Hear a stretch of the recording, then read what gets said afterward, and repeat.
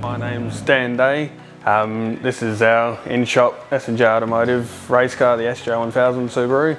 We built the car around a hill climb dedicated car, but we wanted to keep it very versatile. So we've done a little bit of drag racing in it. We've done some time attack events, and it's still street registered at the end of the day. So we take it to car shows. We just want to keep it a multi-purpose racing car. Looking forward to going to more and more events around Australia. The SJ1000 is definitely something else to drive. It's all that horsepower going on all four wheels, so it does tend to torque steer a lot, out of corners, over bumps and so on. So it is a handful to drive, but it really suits my driving style coming from a rally background. I've driven in other categories, V8 Supercar Dunlop Series, Porsche GT Cup. So I've driven plenty of other race cars to compare it to, and yeah, power-wise, this would leave all of them for dead, and it's got the stopping power and the aero package of those. So it's definitely my favourite car I've driven around any sort of race circuit, and to be able to tackle it up a hill that's generally a public road is something pretty special.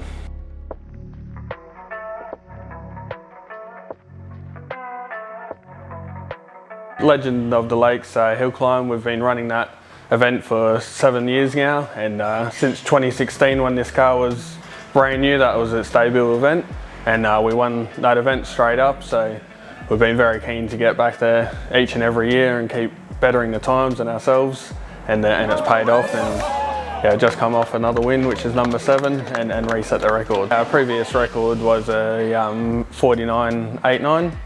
So that was always a challenge to try and get back down to that, because no one else had ever been sub 50 up the hill. So each year we're always trying to get back to that and improve it.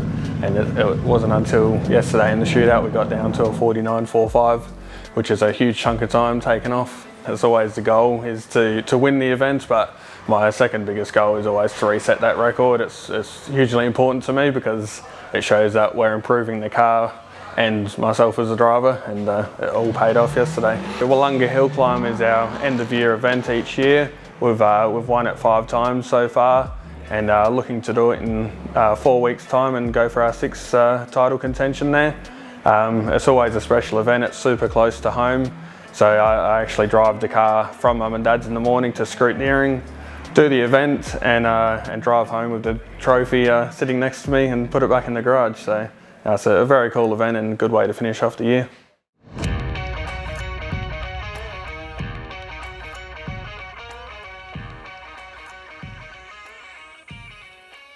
So the SJ1000 runs a Crest CNC billet block bottom end, which replaced the factory alloy OEM Subaru bottom end, which are been proven to be quite unreliable. Especially this car runs 800 to 900 horsepower depending on the boost setting.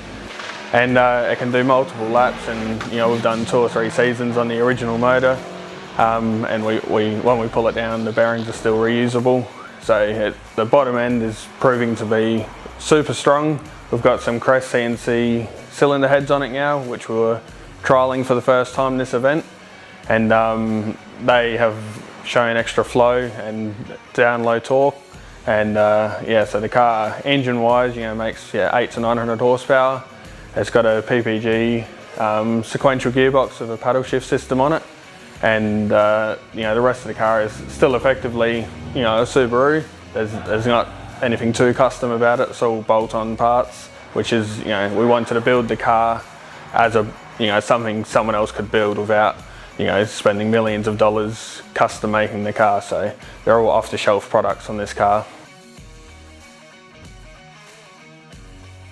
This engine I've built and assembled it all in-house myself, and we've found over the years heat management is a pretty big thing to battle. As soon as you keep turning up the power, you're dealing with heat, and that counteracts horsepower effectively. So we've done a few things on the car. We've done water spray on the intercooler, which we run full time during each run. So the intercooler gets soaked with cold water the whole way up, and it actually under boost it drives the inlet temps right down, which is inlet temperature equals horsepower. So 20 degrees inlet temperature, and this can be nearly 100 kilowatts at the wheels lost if we don't keep it in control. Pre-stage CO2 cooling is a big thing for us, because at the hill climbs there's a lot of waiting and idling the car without airflow in the intercooler. The engine builds heat soak, and that you don't want to start your run at 50 or 60 degrees inlet temp, because you're just starting on your back foot horsepower wise. So we run a CO2 bottle inside the car, and I've got a button which I can purge and spray effectively dry ice on the intercooler to drive down inlet temperatures about 10 or 15 degrees before the run, which is hugely beneficial because that is just horsepower in itself. Other than that, we've got a reasonably big turbo on the car. It's a BorgWarner 9180 twin scroll turbo. That is a 1,000 horsepower rated turbo, and we're eager to turn up the boost to make 1,000 horsepower out of this car one day to live up to its name. And it's definitely got it in it, but I don't think we would ever race it at 1,000 horsepower because we're already at the very limit of traction and grip. So we think that 800 horsepower, 850 is the perfect sort of limit there. The SJ1000 runs a Motec M150 engine control system, and with the E888 expander for all the critical engine temp sensors and so on. And Dad does all the tuning on it. A couple of the big things are the Bosch Motorsport ABS that we've improved on the car. We've had that in there for World Time Attack Challenge this year, which was a fantastic benefit. I think we shaved off 1.5 seconds off our previous time at Sydney Motorsport Park. And I was really keen to get the car up to a hill climb where I thought the ABS would really pay off on the surface changes and so on, and it sure did yesterday. And we went to a paddle shift system in the car, and we improved a couple parts in the motor, turbo wise and head wise. So overall the car was a new and improved package, which took a day of learning because I've been driving the car for 7 years the way it was. So it was but definitely paid off in the end. Bosch Motorsport ABS is effectively going in the brake line system, and it's a driver aid, effectively like traction control. It's just one less thing you have to think about, so you can effectively brake as hard as you want into a corner and have some steering input in, and the wheels will not lock. So you've got multiple adjustments on a dial knob, in touch with the driver, and depending on wet or dry conditions, you can adjust that to suit the car.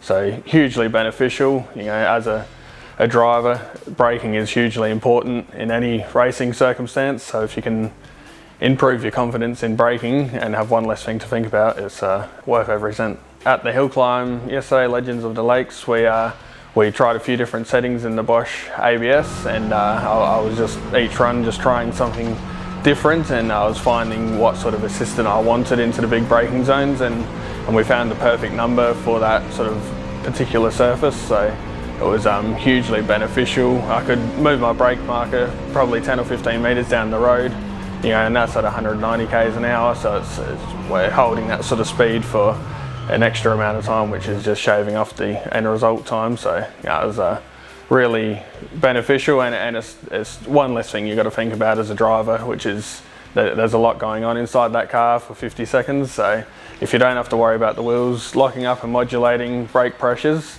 it's a huge benefit. Bosch Motorsport has helped us a lot with this car. We've got a lot of their products on the car. Obviously the Bosch Motorsport ABS is the latest edition, but we've got 3 of their fuel pumps, the BR540s. We've got 8 injectors, which are the Bosch 1000s and the Bosch 1500cc injectors, and the Bosch drive-by-wire 82mm throttle body. So we've got several Bosch products, from brake system to fuel system to throttle control, and all of our engine critical sensors are Bosch sensors too on all the engine temp stuff. So a lot of Bosch products on there, and they've been fantastic. If you want to know more about the SJ1000 and S&J Automotive, Facebook and Instagram are the best places to keep up with our racing updates and build updates on the car. We're proactive on there, and the S&J Automotive, Instagram and Facebook pages and website, we're all tied in together to get all the updates on the car.